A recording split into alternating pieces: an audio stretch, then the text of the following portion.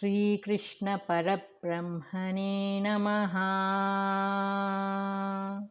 Shri Sadguru Paramatmane Namaha. Sarva Maharshibhyo Namaha. Atah Sashtodhyayaha. The sixth discourse. Atma Samyama Yogaha. Atma Samyama Yoga. The Yoga of Self-Control. The title of the discourse. The title of the discourse is Atma Samyama Yoga. The Yoga of Self-Control. It is also known as Dhyana Yoga. The Yoga of Meditation. Here the term Atma refers to the body, the senses, the mind and the intellect. The method of subduing these forces and bringing them under control is pointed out in this discourse, and so it is entitled Atma Samyama Yoga. How this discourse is connected with the previous one. At the beginning of the fifth discourse, in answer to Arjuna's question, the Lord stated that both Jnana and Karma are high forms of spiritual discipline. But it was pointed out that in the early stages, Karma Yoga is superior. Having examined the two paths, the Lord mentioned that meditation, Dhyana, is helpful to the aspirant. In this discourse, the process of meditation is explained in all its details. This discourse begins with a reference to Karma Yoga. Sri Bhagavanuvacha. First sloka. Anashritah karma phalam karyam karma karoti yaha sa sannyasi cha yogi cha na niragnirna chakriyaha. Substance.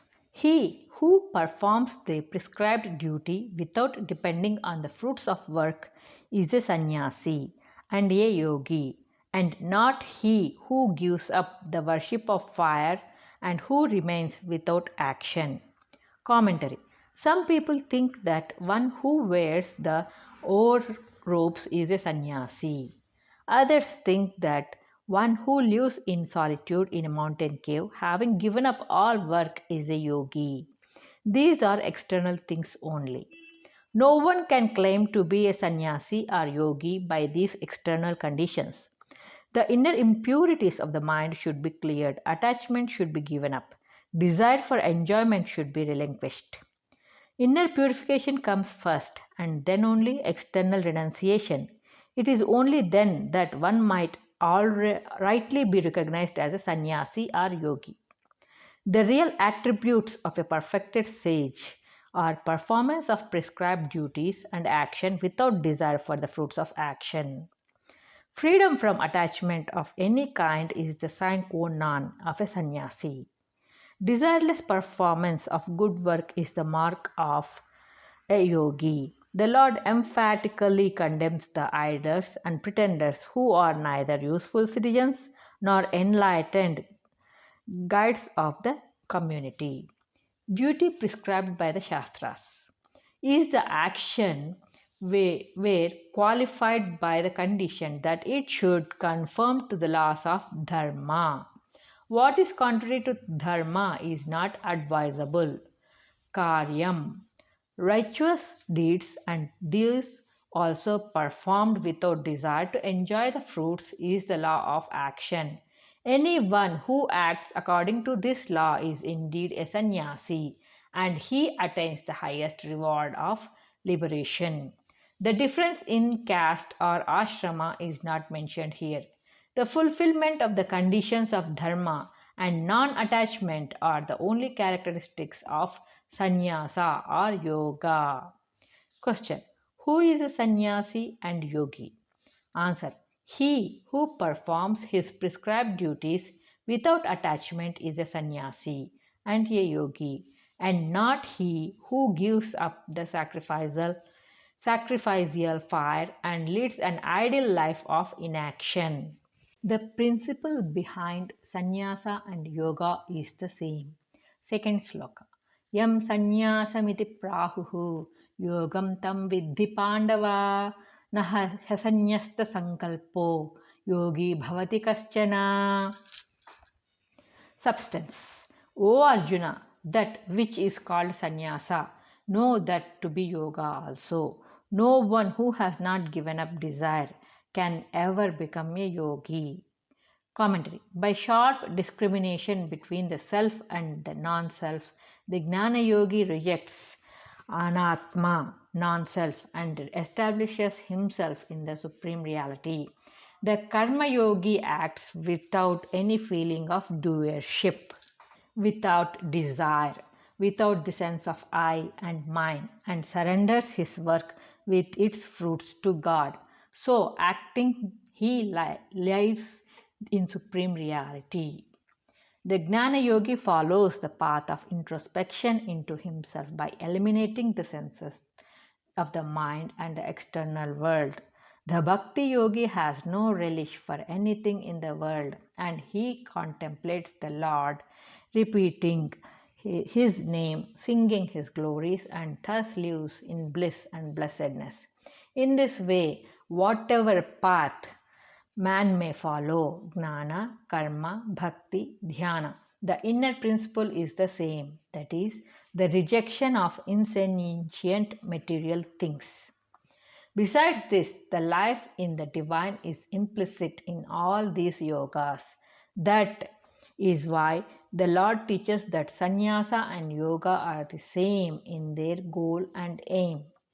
No one who has not renounced desire, the egocentric initiative sankalpa for possessing material things, can ever become a yogi.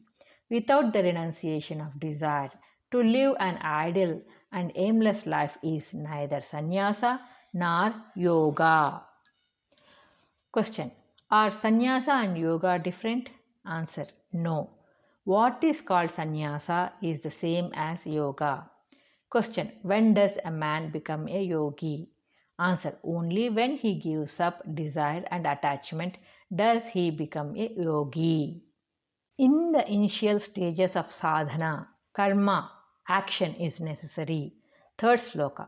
Aru rukshoh muner yogam karma karanamuchyate yoga rudasya tasyeva shamaha karanamuchyate. Substance. For the sage aspiring to transcend to yoga, action is said to be the means, and for the same sage enthroned in yoga, serenity is called the means. Commentary. To achieve success in Jnana Yoga or Dhyana Yoga, action, nishkama karma, is said to be the means. When success is attained in yoga and the mind approaches steadiness in the self, a quiescent state free from action, sama, is said to be the means of deeper union with the self. Therefore, in the early stages of meditation, purity has to be acquired by the practice of nishkama karma. Afterwards, as the mind becomes firm and steady by its purity, action should be gradually reduced. It means that as the aspirant approaches the self nearer and nearer, action drops off of its own accord, even as dry leaves fall from the tree. The field of activity is thus transferred from the external world to the inner realm of the human personality. Hearing of Atma, thinking of Atma, meditating on Atma, Shravana, Manana, Nididhyasa. The seeker is disciplined to come out of the inner pursuit to active functions of the outer world with the body and the senses. He finds supreme satisfaction in being absorbed in the self. The turbulence of the bodily organs and the senses is quelled. The seeker has no use for them because the mind and the intellect are turned within and the ascent towards the self is maintained steadily. Such quietude of the physical and mental mechanism will enable him ultimately to reach the state where there are no thought modifications and the self is directly realized.